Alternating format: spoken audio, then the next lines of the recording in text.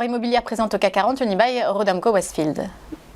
Alors, elle est très intéressante parce que, on va dire qu'elle est quelque part un peu en avance par rapport à son indice, et peut-être que la décision par rapport au niveau que l'on va voir dans quelques instants, eh bien, donnera peut-être le là sur l'ensemble du secteur.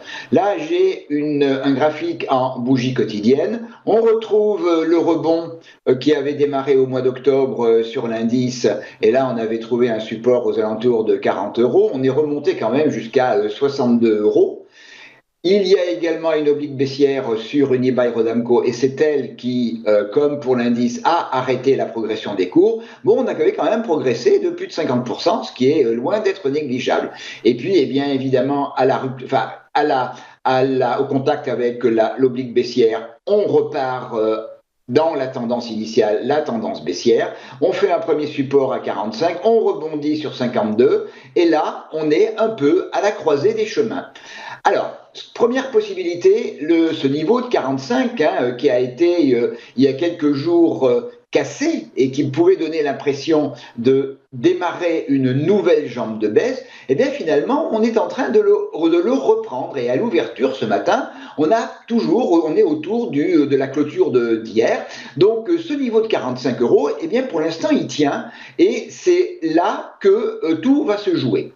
Première possibilité, la tendance baissière de fond reprend ses droits, et on va casser le niveau de 43 qui avait semblé initier la nouvelle jambe de baisse. Et si effectivement on casse 43, on confirme qu'on est reparti sur une nouvelle jambe de baisse.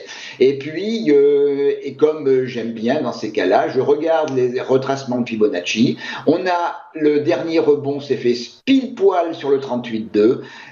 Et je regarde derrière les supports et les extensions de Fibonacci correspondant à ce retracement de 38,2. Et là, on a un marché qui est et un actif qui répond bien aux éléments techniques. Et si on casse 43, on a les supports et les extensions de Fibonacci à 40,91, 39,74 et 37,42 euros.